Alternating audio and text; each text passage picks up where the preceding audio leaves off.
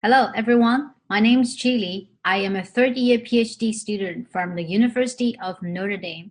Today, I'm presenting our work, Supervised Prediction of Aging-Related Genes from a Dynamic Context-Specific Protein Interaction Subnetwork. We study human aging. Why?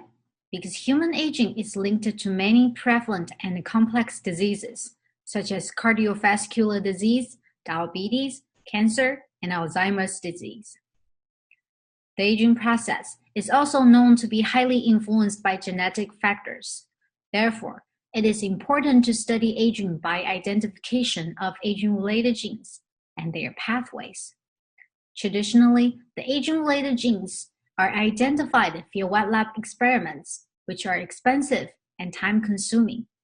Therefore, our goal here is to identify aging-related genes computationally, which is cheaper and faster. Traditionally, there are three directions to fulfill our goal.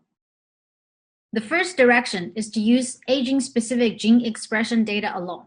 Approaches from this category predict a gene as aging-related if its expression value varies with age. While these approaches do capture aging-specific information, they study genes in isolation from each other. However, the aging process is carried out by genes' protein products that are interacting with each other in complex ways. To overcome this, the second direction is to use PPI network data alone. Approaches from this category predict a gene as aging-related if its position in the PPI network is similar enough to the network positions of known aging-related genes. However, current PPI network data is static and context-unspecific, meaning that the PPIs in the network are obtained from different contexts, such as diseases, tissues, patients, and etc.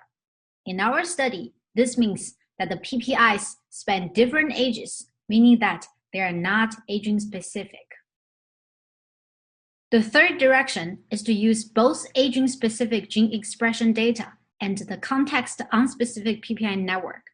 Approaches from this category still use gene expression data alone to identify aging-related genes. And then they use PPI data alone simply to see which of the aging-related genes are linked to each other. So, such approaches still study the two data types in isolation from each other.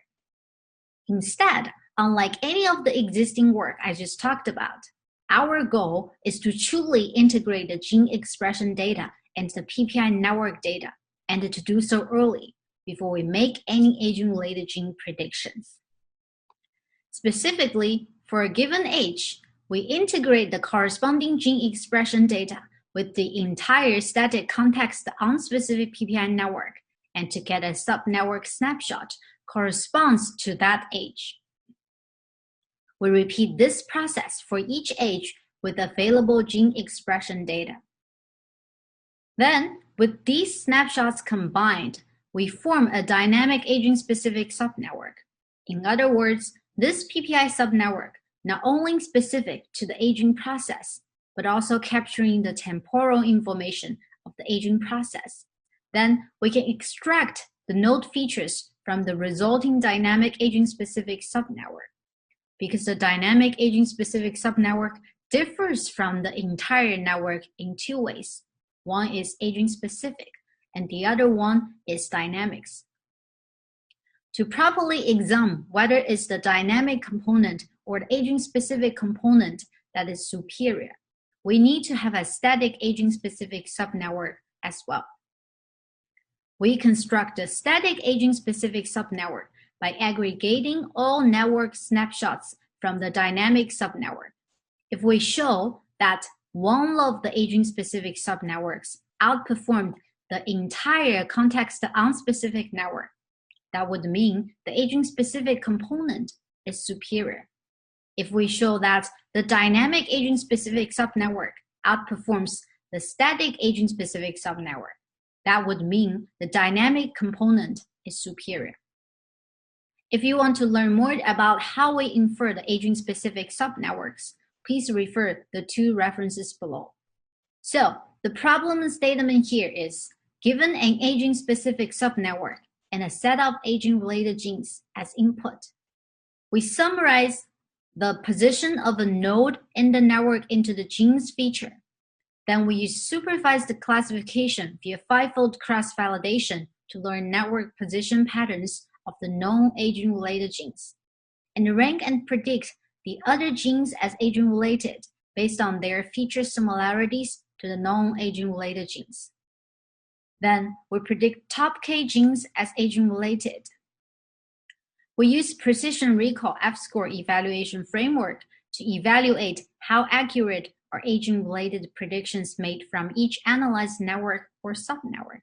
Intuitively, precision measures out of all predictions how many are known aging-related genes.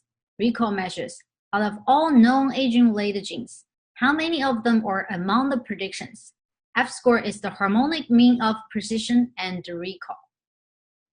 Formally, we aim to test the following hypotheses. First, whether using any of our aging-specific subnetwork is superior to using a context-unspecific network. Second, whether using our dynamic aging-specific subnetwork is superior to using its static counterpart. Here, the y-axis is the accuracy score, and the x-axis are the three networks we are comparing. In particular, by comparing the second network to the first network, we can get the effect of aging-specific component. By comparing the third to the second network, we can get the effect of the dynamic component. Indeed, we find our two hypotheses to hold.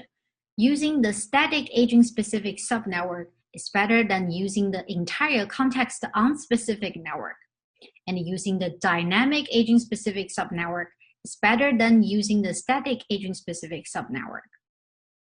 Please note that I'm showing only some key results. These results are outcome of two large scope of studies that contain comprehensive methodological details, analysis, and results. For detail, please refer to the two references below. To summarize again, we proposed a novel framework for supervised prediction of aging-related genes. We confirmed that using an integrated aging-specific subnetwork is superior to using an entire context-unspecific PPI network.